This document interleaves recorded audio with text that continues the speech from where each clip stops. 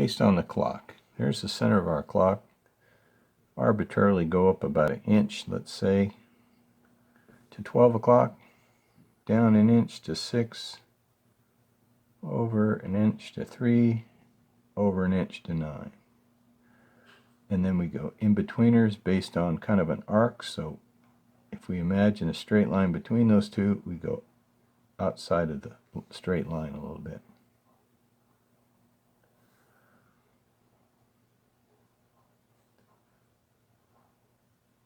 All right. Then we take a pencil. Come on. We take a pencil and we go in between.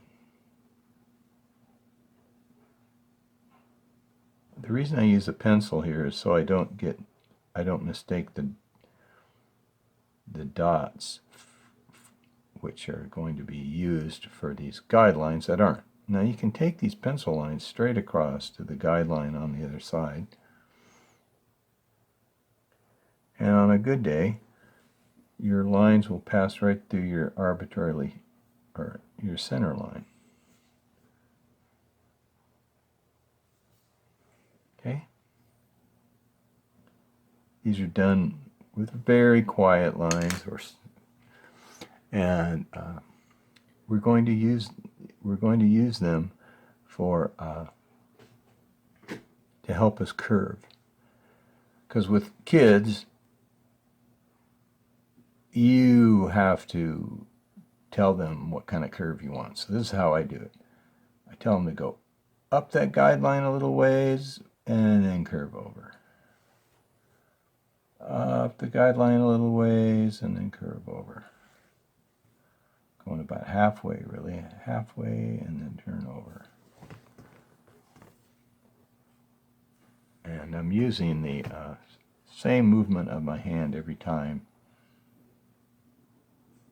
It's kind of a backhand move. Up and over.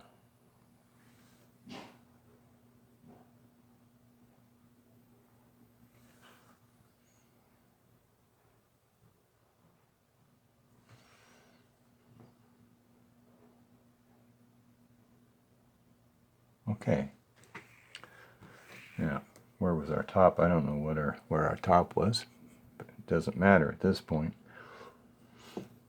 These pencil lines, you can see, are closer to the end of our curved lines. And in this type of flower, I'm going to make a curved line to our pencil line and then a curved line over. Curved line to pencil, curved line over.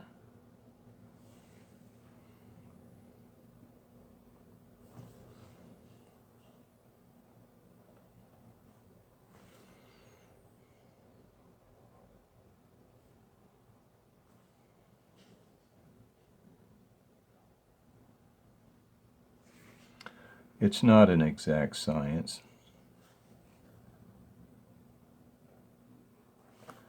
So don't be too hard on yourself if it's not a perfect circle and if some of these are wider than others.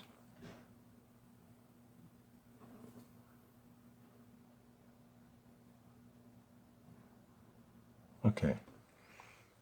So now you have something else to work with. And what I like to do is take the smaller of the curved line and make another curved line to the center. Just follow the natural curve of that shape right around.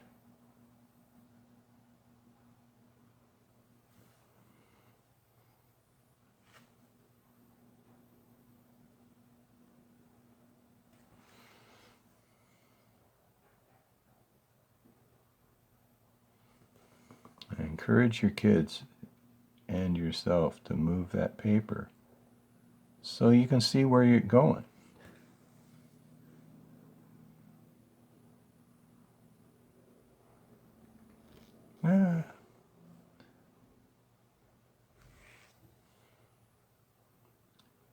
don't want to be fighting against the natural ergonomics of your hand. So as we go across every other one, theoretically it'll be smaller than the other. I just gave myself a sanity check there. And then, kind of a fun thing to do, and it's another skill for the student, is to take a brush pen and outline or inline the design that we have there.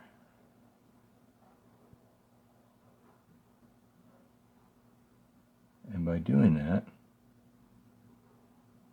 you're going to leave a little highlight.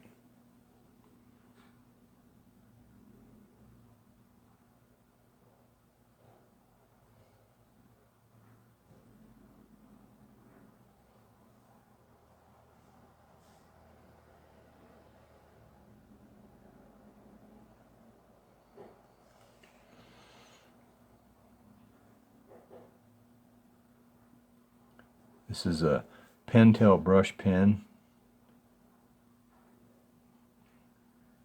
If you're in Anchorage, you can buy it at Blaine's. If you're not in Anchorage, you can buy it at jetpens.com. But wherever you're at, I encourage you to try to buy locally.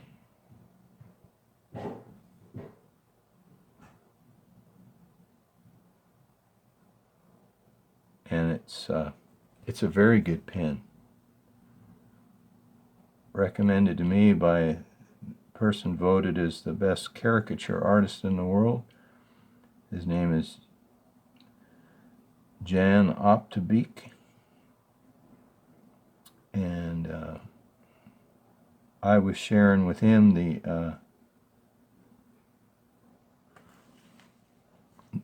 the brush pen I liked, and he goes, "Yeah, I've tried that, but I think you'll like this one." And it really is a good pen. It's Pentel brush pen. It's about $15.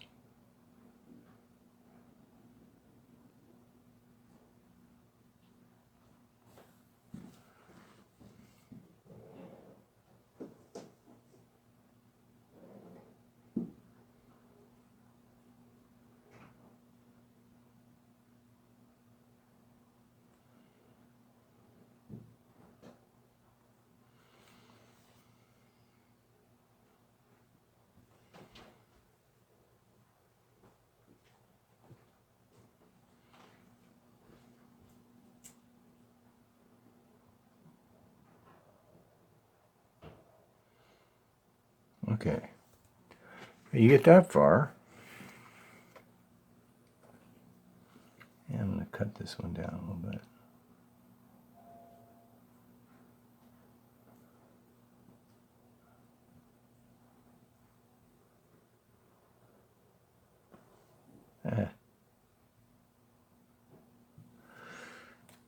You get that far, there's all kinds of things you can do. But one of the things I like to teach the kids is this. It's making an offset. And I use dots to help me. Because children can place dots at about the right distance away. Equal distance from the outside. That's what our offset line is going to be.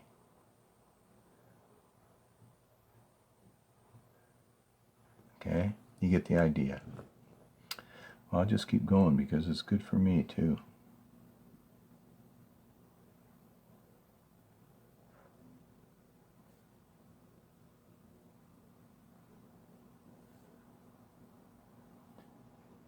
These guide dots are really good for all kinds of things that you want to use to give you a sanity check. Now it's just a simple matter of kind of dot to dot.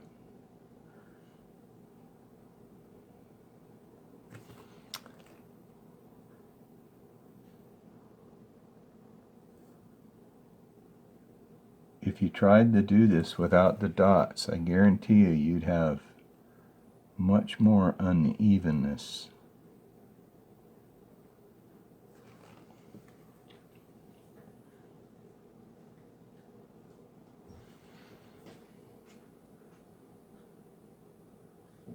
I like to position my hand as a righty, where my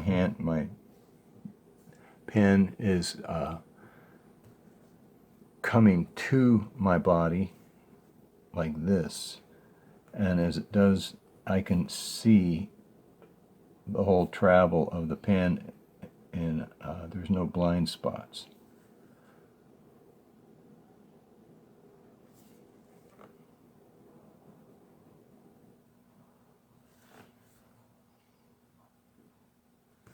I got a little binder at the end of this notebook that's bugging my hand.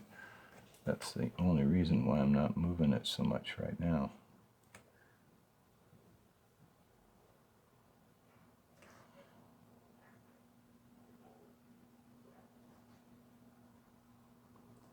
There you go. And you have an offset around it, and it adds another feature of things that we could do. Offset is a good skill. You can take almost any design you do and put an offset around it to combine all the separate entities of your design together, and almost all the time it's going to look better. So that's the exercise today.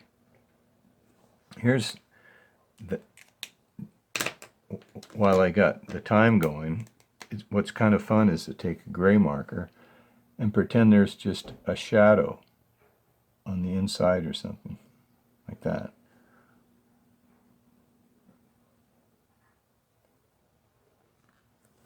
A shadow on a circle like this, obviously, if our light was coming from here, there might be a shadow here and here and here, but as we get around, we would have to change. But I'm going to go on the left of each one of these filled in shapes.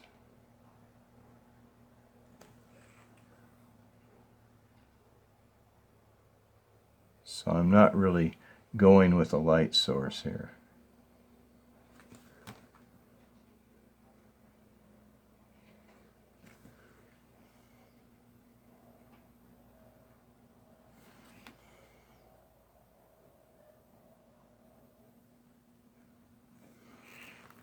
So we now have that dimension happening.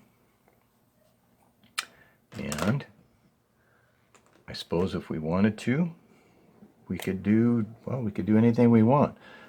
Another common shape I teach the kids is this curved line with a little spiral at the end.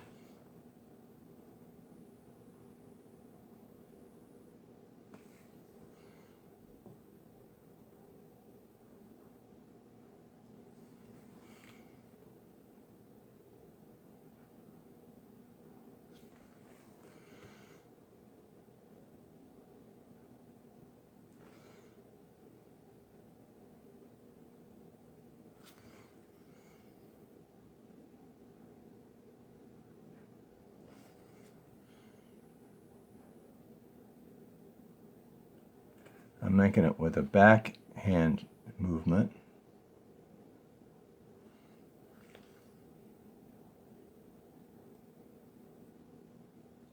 Trying to move the paper instead of moving my hand to different orientations, which by not moving my hand, my line stays pretty consistent.